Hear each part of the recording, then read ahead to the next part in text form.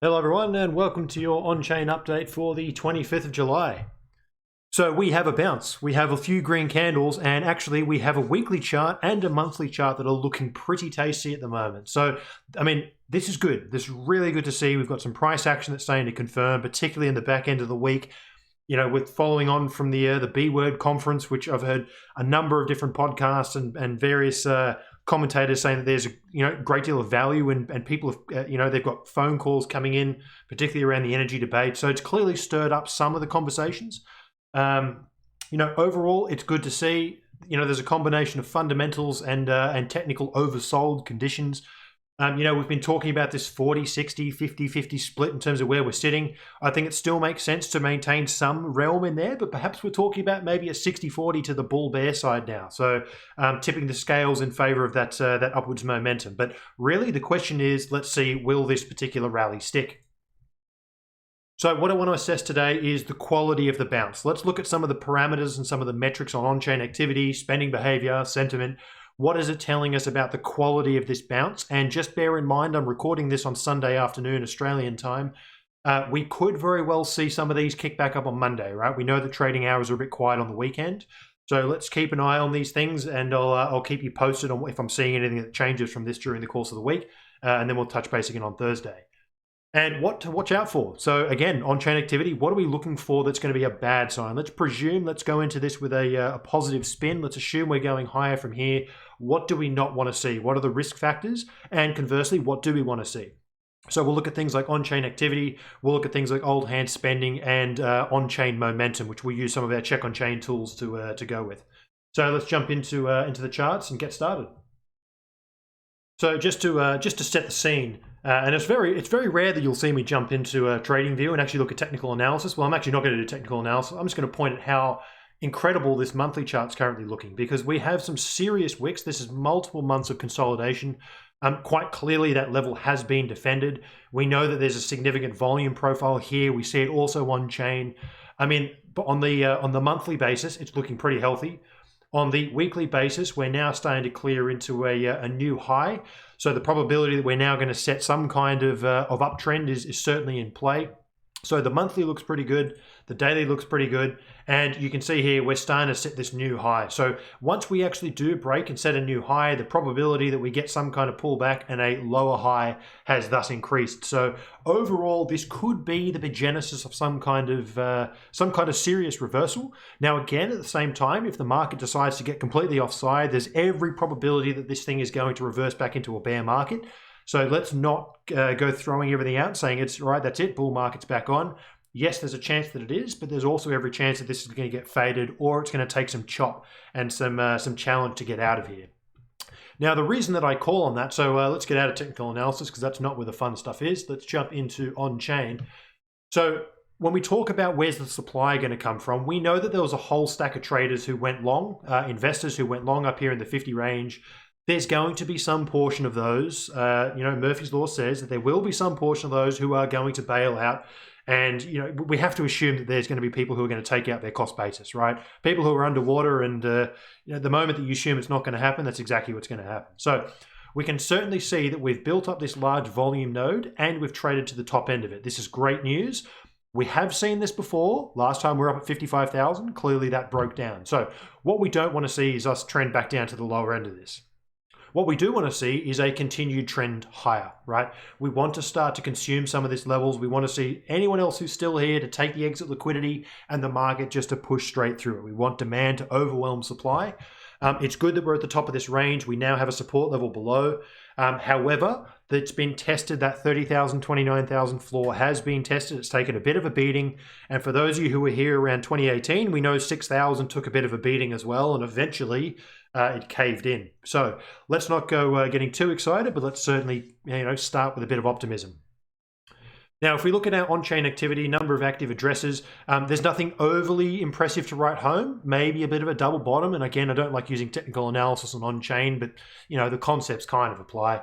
Active entities is looking far more positive. Now, I talked about this in the last week on chain with Glassnode's newsletter, and my read on why we have active entities, but not necessarily active addresses, is actually because there's fewer people spending their balance. So we've got less spending, less destruction, more creation, and that's going to give us more entities, net entities. So overall, this is pretty good. Transfer volume, however, still kind of in the doldrums. So this is where I'm saying let's just be careful here. There's not a huge deal. And again, it's Sunday. Maybe this picks up as we come into the week. Transactions, yeah, it's kind of there, but nothing to write home about. So in terms of, is this rally justified, right? We're not seeing our transaction counts picking up. We're not seeing our transaction volume picking up. Active addresses is not that great. And active entities is kind of the only metric that's pointing thumbs up. Number of UTXOs still pretty flat. So right now, nothing is screaming to you, that's it, the exchanges are being emptied. So we've talked about the concept of a supply squeeze. There's a lot of people on Twitter who are touting a supply squeeze. I think they're probably a little bit premature to be pushing that as the key narrative. I think it'll look good while the candles are green, but if we get a red squeeze, it will certainly reverse. So I'm certainly not diving in and saying, this is it, this is the squeeze to end all squeezes. I'm just being a little bit conscious that we don't have the on-chain activity to get too excited about things. Now, this is a great example of, this is our ASOL, dormancy, CoinDays destroyed, binary CoinDays destroyed. Binary CoinDays destroyed, we've been a bit quiet on, and that's because it's pretty quiet. Now, even though this is a very low reading, this is telling us basically that 1 in every 7 days is above average CoinDays destroyed, we've got no on-chain activity. So if you've got very low on-chain activity, you're going to have very few absolute number of CoinDays destroyed. And then if you adjust that for the amount of supply that's moving, it's also going to be pretty low. And you can also see how that one transaction, which was moving some, I think it was about 40,000 coins from 2017, you can see what a huge impact. People are going, oh man, what is this dormancy? Well, it's just one transaction that destroyed a great number of coin days. If you average it out on all UTXOs, ASOL, this beautiful little metric, has essentially ignored it. So this is why I love to use these tools in tandem, because it tells you the whole story. In this instance, I'm going to ignore that spike. They did go into Coinbase, but that's essentially as far as the information goes. I'm actually looking at ASOL, and what I'm seeing is a single transaction, not a mass exit of all of our old hands. So speaking of which, we mentioned what we don't want to see. What we really don't want to see is these kind of 1 to 2 levels, these 2 to 3s. We don't want to see this, right? This uptrend in spending activity. We don't want to see that, particularly as we come up to the 50, 55 resistance levels. So for those of you who focus on technical analysis, whatever you've got in your key technical analysis levels as a ceiling, where we could get some overhead resistance, what we don't want to see is all of these old hand metrics start to pick up like this, right? We don't want to see old coins coming back to life. We don't want to see these kind of upticks, sustained upticks in any of these levels as we come into resistance. That would be a pretty bad sign. That would probably weight a little bit more to maybe a bear market, maybe some chop, at the very least, not mooning immediately. So let's just keep our wits about us over the next couple of weeks. Treat this particular rally with a little bit of caution until proven otherwise.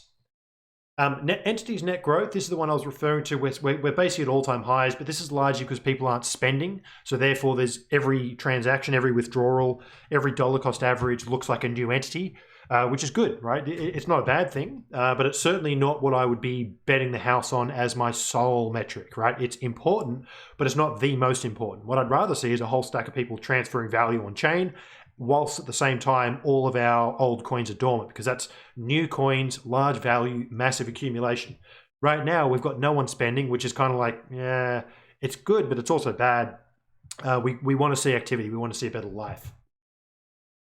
Realized profits, pretty flat, right? Old coins not really being spent. A couple of people are capitulating, taking exit, taking some losses, right? They're taking whatever exit liquidity they can. But again, that's kind of good, right? If we keep pushing through and people are selling, that's good news. Now, our adjusted SOPR, short-term SOPR are both starting to poke their head above 1. So that's saying that they're starting to realize profits on average across the whole market and across short-term holders. Now, what's a sign of market strength? If we get these SOPR values punch above, hold a value above 1, because that's saying that people are taking profits and the market's absorbing it and keeps going higher. So we want to see the market go higher and taking on whatever supply is coming in overhead. That's what we want to see. In a bear market context, which again, there's a 40% in my framework that we've laid out, 40% chance this is going to go into a bit bearish. This would essentially be where people start taking profits, because we've now bounced up to people's cost basis. And now it's essentially the opposite. In a bull market, you would get a reset back down to 1. That would be a buy the dip. That means that old hands have stopped spending their coins. They're not realizing losses, and they're not taking profits anymore. Therefore, they're probably buying the dip. In a bear market, when it comes back and returns to 1, it means that people are back at their cost basis and they've stopped realizing losses. And that also means that supply is coming back onto the market, more likely to head lower. So it's good, but we have to see it stick the landing.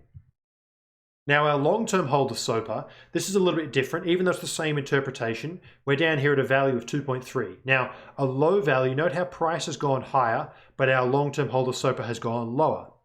Now, when you've got a low long-term hold of SOPA, if you've got a value of 2.3, that means that on aggregate of all the long-term holder coins that were spent, they realized 230%. Now, considering the price is currently at 34,000 or 35,000 at the time of recording, let me get it, 34,000.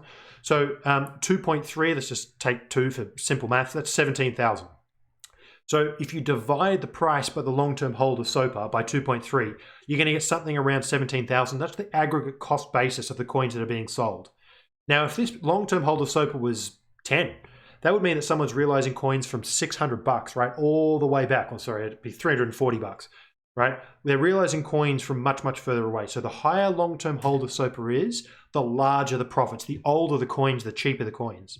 So what this is actually saying is that breaking down lower is saying that someone who's got coins around that $17,000 mark, which is not that far away, right? That's under the all-time high. They're nervous, right? They're selling. So it is actually suggesting there's a little bit of fear, maybe a little bit of exit liquidity coming in, because they're not exactly selling their $6,000 or their $3,000 coin to just take a profit.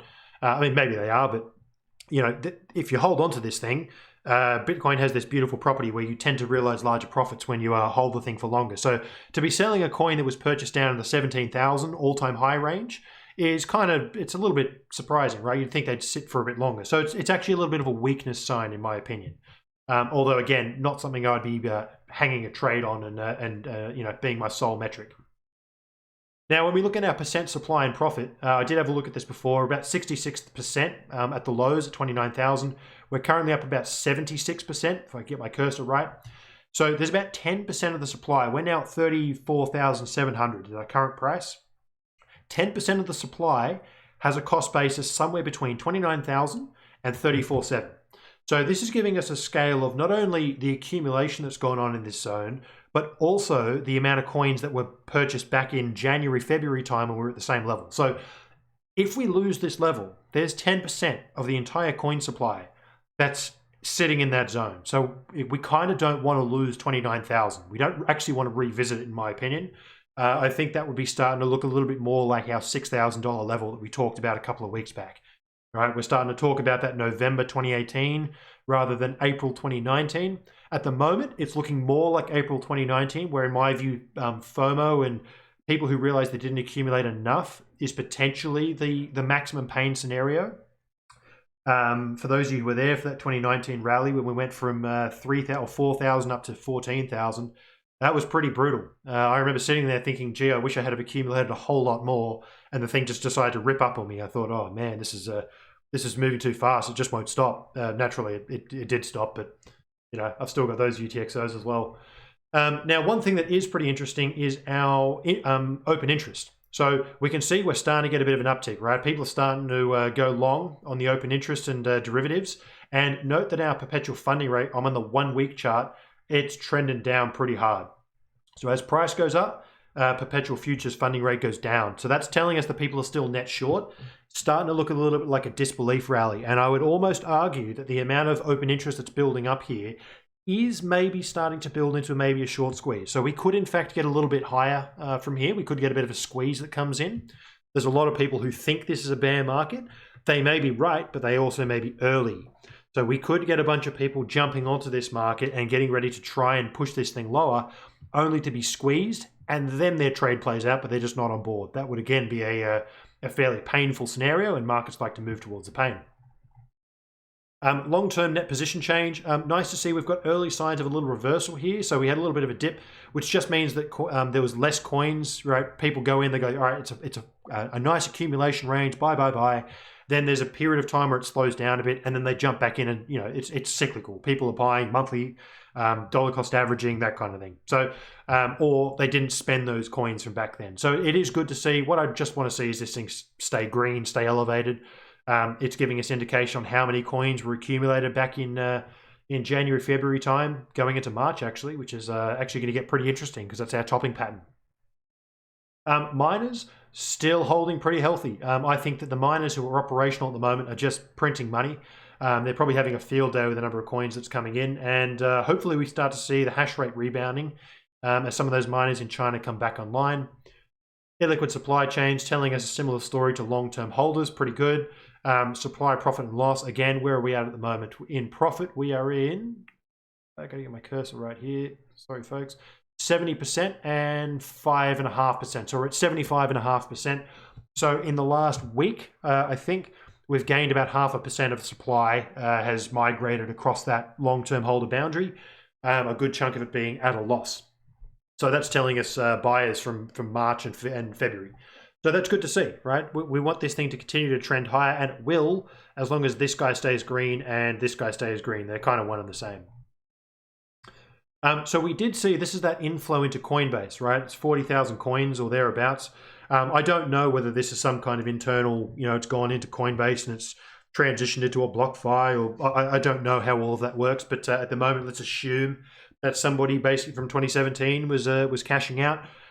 Do I think that that's necessarily going to blow a hole in everything? Not really. I like to see the bigger trend in exchange flows. To me, this is sideways. I'm not too worried about the ups and the downs. It's when we start trending, that's good. Right now, we've got a balance of supply and demand, and arguably we're still in this $30,000 range. So I'm not too concerned or worried in either direction. It's kind of daily noise, in my opinion.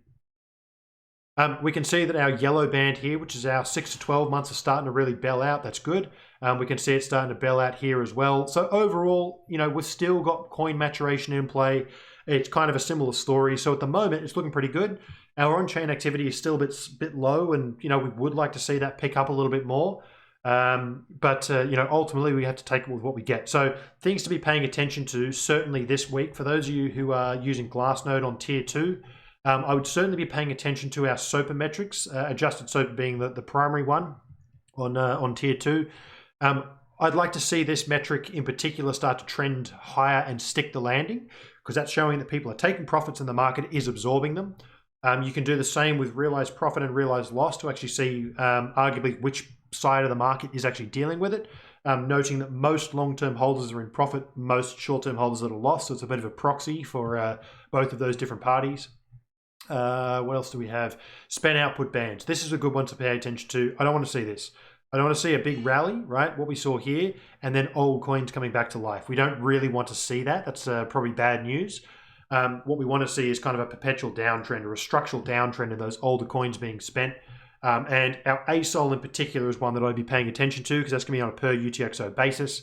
And hopefully the metrics we see here, active addresses, transfer volume, transaction count, number of UTXOs, we would like to see all of these showing healthy signs. So obviously all of them ticking higher, showing people are using the network, showing the utility, and that would be a positive sign.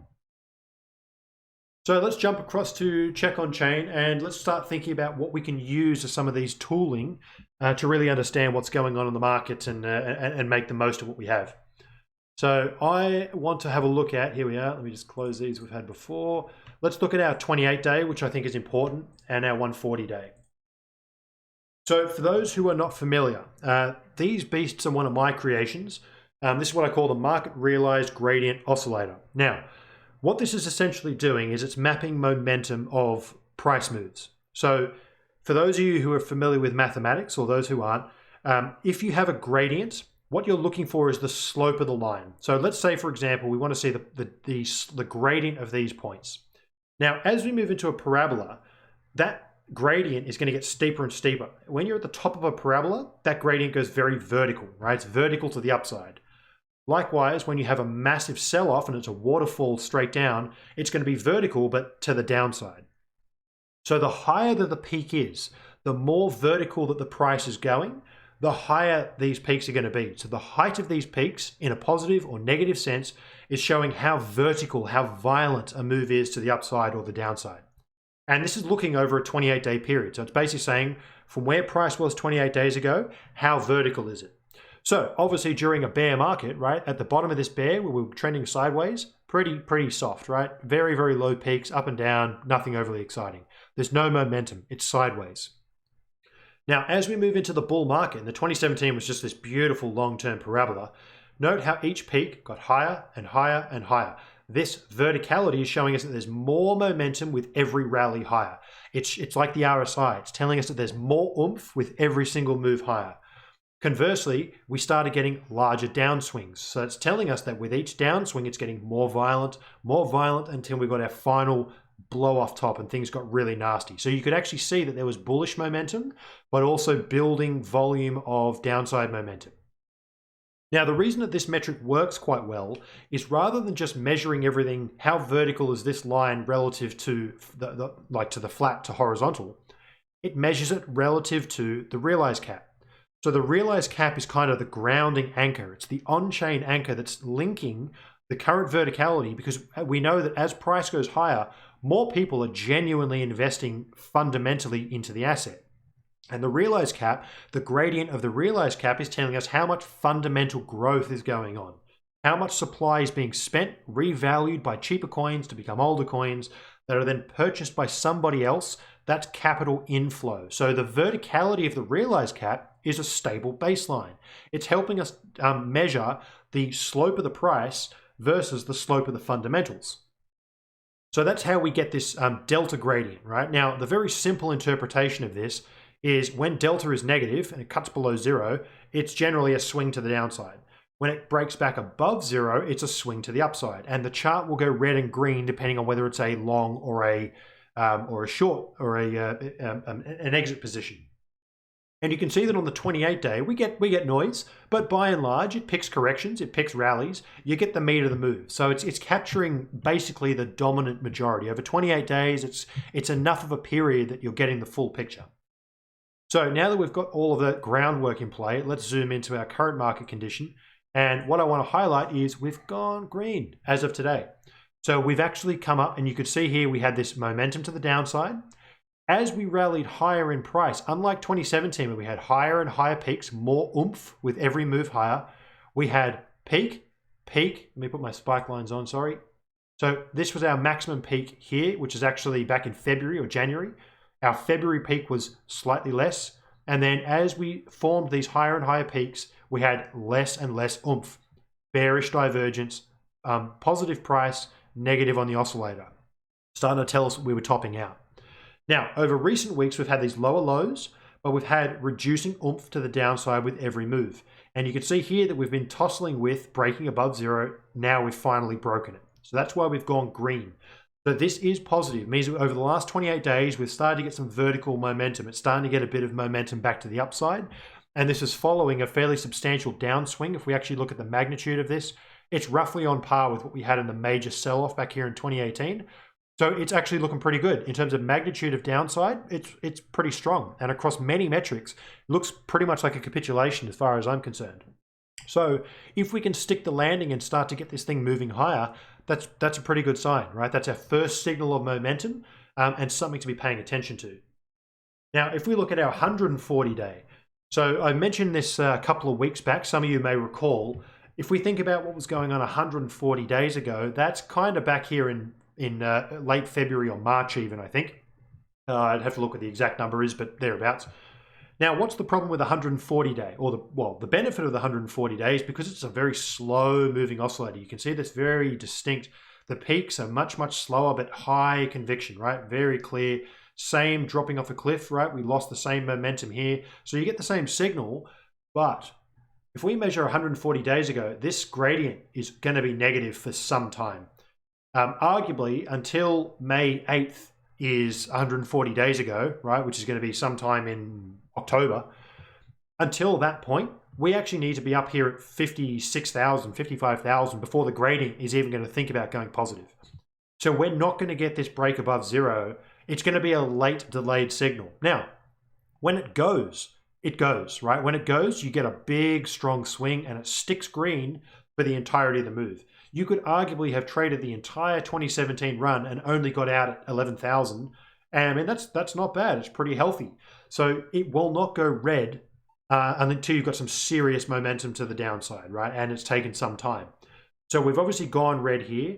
Note that when it goes red, it stays red. So this is, again, it's another metric saying just be careful. We may not be out of this bear yet until this thing goes green. And again, you can use many metrics to determine bull and bear, but this is one that's telling us we could be there for some time, but we could also rationalize that by saying that, our topping pattern was a pretty long and delayed approach, which we haven't actually seen in the past. Anyway, so I don't expect the 140-day to tick over anytime soon, but it is promising that we have the 28-day has now ticked over.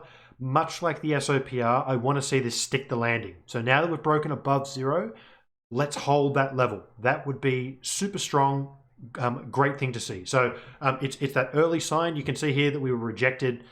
Sometimes it takes a couple of goes. Sometimes we have to trade sideways, but overall, it's our first green signal. It's time to start paying attention. So this bounce may very well have some legs. For those of you who, what do we have? Where is my realized profits daily and realized profits monthly? This is essentially the SOPR metric. This is looking at basically what, as a percentage of market cap, are the losses and the gains each day. So you can see that we've had declining profits being taken, a period of fairly substantial losses, although not exactly a bear market, right? So if we do get something like this, it could get worse, right? As a general view, it could get pretty worse. This is basically measuring the change in the realized cap, how many coins on net were sold and bought at a loss. You can see that we've had a period over the last month, the last 30 days. We've had some sustained losses that are being incurred. We don't see this very often, right? We only really see it in bear markets or major capitulation events. So it's just another metric that's highlighting that we are in fact in a period that is fairly unique. We don't see this very often, particularly not in bull markets. So it's something to just be paying attention to. We may not necessarily be out of the woods yet, but overall, it's a pretty good start. Okay, and where do we want to close out here? So let's have a look at our NVT ratio, because I think that's important. We looked at our on-chain transaction volumes. And actually, let's have a look at some of these cycle metrics, because I always like these just to help position us as to where we are. So on the activity ratios, NVT and RVT, this is pretty bad news. So again, I know that on-chain activity is not the primary thing we want to be looking at, but it's certainly not. It's not the bull zone that we've seen previously, particularly the RVT. You'll also see that Willy Woo's pricing models, 41,000 and 24.25. They're not really telling us that on-chain activity right now is supporting higher prices. So again, go into this with fairly open eyes. The bounce is good. There's positive signs. On-chain activity, if you deem that to be a significant input, which I personally do, I think it is quite important, particularly as a trend. Now, if we get a violent reaction and this thing starts trending higher, good news. Funding rates are negative, so we may get a short squeeze. Maybe that gets sold into. So this is one that I want to pay attention to. I really do want to see volume start to pick up. I want to see these guys start to trend sideways or, in the best case scenario, reverse very, very strongly. That would be great news. Until that happens, I'm certainly remaining tentative. So this is certainly an input that I paid a lot of attention to. And, these pricing models are telling us, let's face it, it looks pretty similar to our previous topping patterns. It's got some momentum to the downside. And if we, it's a Sunday, maybe on Monday it's going to start to pick up, but that's certainly something I would want to be paying attention to. And just to kind of close out here, I do like these cycle charts. For those of you who haven't seen, we've got a couple of them. Let's actually look at all of them because they're good fun. We've got our cycle from the low, which basically maps from the capitulation point of the bear market, cycle since the top, and cycles as related to the halvings. So since the cycle low, you can see that when we started this bull market, we actually trended, so this is our 2019 rally, trended somewhat similar to our 2015, or 2013, rally. Then we slowed down and we traded back into our 2016-17 range, which mapped beautifully well for almost the entire length. We overshot it, and now we've undershot it. So overall, in terms of duration, we're actually not that dissimilar to 2017. We're kind of in the same realm. Now, I'm not one who's going to go, oh, it's lengthening cycles. It has to get longer. I think the market's going to behave by supply and demand, and each cycle is unique and different. So I'm not too fussed about duration, but it does tell us that we're actually not really that far beyond where we were in 2017. I do kind of think that as things get larger, it's going to take longer for these things to resolve. We're going to get more mini bull, mini bear, mini bull, mini bear. Maybe the halvings have less of an impact based on supply coming in. But overall, it's telling us that we're kind of still on track with where we've seen in the past. So it's not really that out of sync, although it may feel it at some times. I'm sure it felt pretty out of sync when they were selling off in 2017 as well. I wasn't there.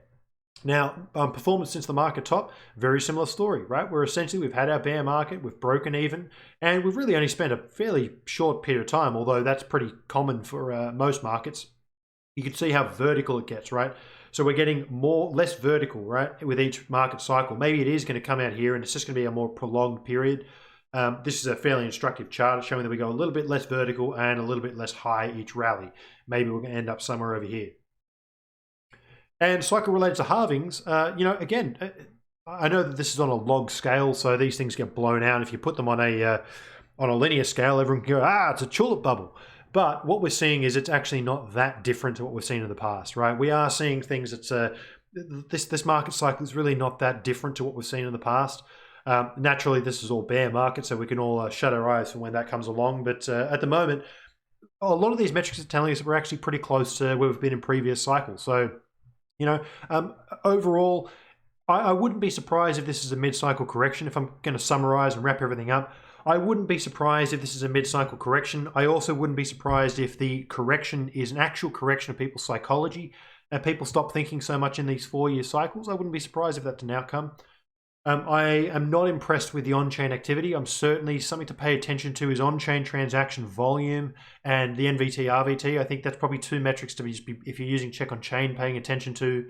If you're using Glassnode Suite, I would certainly be paying attention to our spend output bands, our ASOL, dormancy and Coindays Destroy to an extent, but with the caveat that they work best when there's a lot of on-chain volume.